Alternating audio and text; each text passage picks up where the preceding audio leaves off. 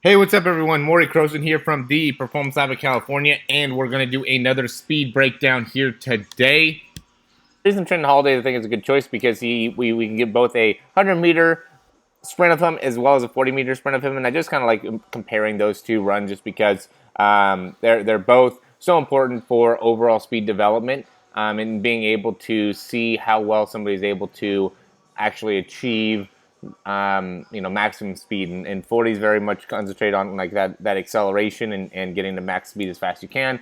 And the 100 meters is very much like that as well. But then there becomes a time where it becomes very important to be able to maintain speed for a while or continue to gain speed. Once you get to about that 50-meter mark, it's really about like how well can you go from 50 meters to 100 meters, while in that 40-yard dash, it's like right when it starts, before you know it, it's also right back over. So anyway, we'll go to the 100 first. I like the 100 too because we can see that frontward view here. And really the big thing that we'll compare is Trindon Holliday and also Tyson Gay.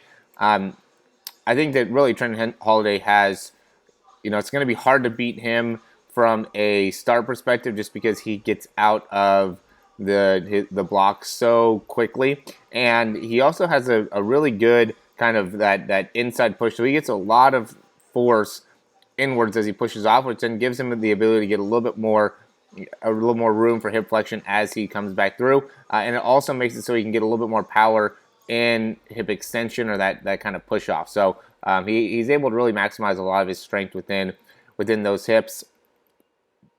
Again, Trindon Holliday is right here, so we're watching him go.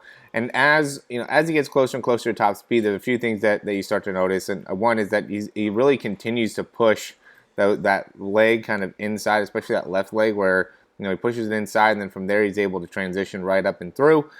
And left side, he does a better job of keeping it a little bit more straight.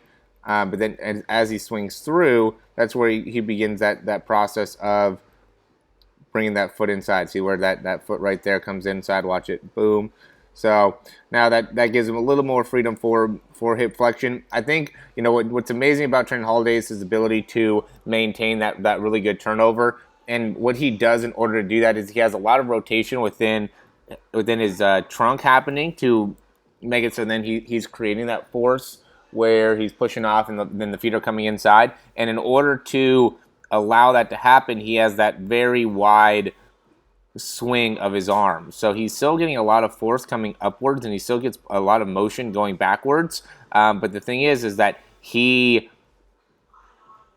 is essentially trying to stabilize his spine, and that's why he is doing that rotation in the arms instead of making so he's maximizing power within the arms. And that's where he kind of hits that plateau, because you compare that to Tyson Gay, you can see he's a lot more controlled, and Tyson Gay obviously wins this here, a lot more controlled in his arms and how they're going forward and back. And then that also makes it so he's much more controlled in his legs. Notice how both legs are kind of going straight back as he comes forward. That left knee comes in a little bit, foot comes out to the side.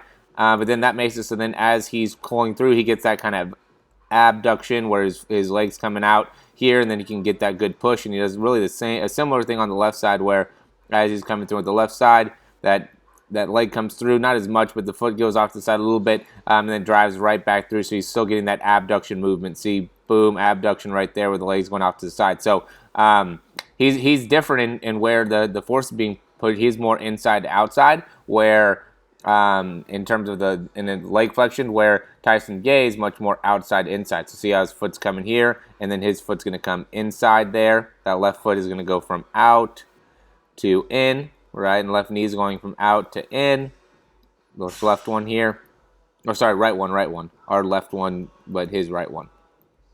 And then the left one is also, now when the left one pushes off, now that foot goes inside and then transfers back through. And as he's transferring back through, again, it goes out to, and then it comes back in. And then as he pushes back off, then it goes, he pushes off to make it so the foot goes inwards. And the reason I'm talking about this is, again, just to give a comparison of what the force creation is. So Tyson Gay is much more efficient. You know, he's going and able to, you know, essentially utilize all his force going straight ahead, while Trindon Holliday is much more in that transverse plane and much more rotational, which is where he's able to create a lot of power, and where that core and upper body is going to really be able to maximize his ability to use his lower body. And I think overall Trindon Holliday does a great job of maximizing what his overall potential is, which is, you know, why I think it's a great breakdown as well, is because, you know, he can't really get, you know, or if he was going to get better, he would have to, you know, kind of change up the arm swing. But I think if he changed up the arm swing, that would negatively impact his ability to create power, especially because of his size. So for him being as fast as he is with his size, I think it goes hand in hand. So now we'll go back to the 40. I like the 42 because it's a little bit more clear. Start-wise, I mean, he has great acceleration. He's low to the ground. His center of gravity is really, really low. I do think he could probably get a better spine angle. He's kind of in a rounded spine throughout the movement, which is not excellent. But then as he gets to the top speed, what really stands out to me is his amazing turnover. So he is just not spending very much time off the ground. He's very similar to like a Tyreek Hill, and we did that Tyreek Hill breakdown as well. But notice how he's going. He gets a little bit of extension within the leg, pulls back, he lands with that foot in a good position there. But then really what's most important, as he pushes off and brings that heel right up to the butt. Notice how he doesn't let that foot get behind him at all. And then from there, he transitions right into the next step and pulls back with the left arm, gets that heel right up back to the butt, and is just not, I mean, his cycle is so quick and so effective that he's not wasting very much time, and that's what makes it so it's like he goes to that 40 so quickly when you see it in full speed. You know, it's like, man, that looks so effortless, so easy for him to get to top speed, and, you know, that's why he runs 4.27. But the thing that really, again, makes Trindon Holliday so great is that ability to maximize his turnover and still be able to get the range to be able to get this pullback. So this pullback is really where you can gain speed. The guys that don't have great speed are not able to do that right there. Okay, that pull to make it so your foot lands right underneath you. Extend, pull to make it so the foot stays right underneath you. That doesn't happen to people that aren't that are, you know, running 4.6 and above, right? You got to be able to do that in order to at least get into that area. And there's probably even some guys that run 4.5 that don't get that as good as you can. But in order to get down to that 4.2 or that really, you know, elite level speed, you got to be able to get that pullback. And then the next thing is you got to be able to get vertical in that press and make it so you have a very, very quick turnover there. So you know, again, Trindon Holliday does that very, very well. When you look at this angle, you can see that how he moves his arms. He doesn't get that elbow near as high as the shoulder. And that's because there's two reasons for that. One is because he's creating a lot of, we saw from the other side, he's creating a lot of rotational force. So because he's creating so much rotation in his spine, he has to be able to slow that down or be able to work with that while he's running, which, you know, means he has to bring his arms out to the side. And two, he has such a quick turnover that he can't let that arm get too far back behind him. So when you're really opening up your arms, what you're doing is you're making it so you could then open up your stride better. But because his turnover rate is so fast, he shuts down that arm swing, which then allows him to maximize his ability to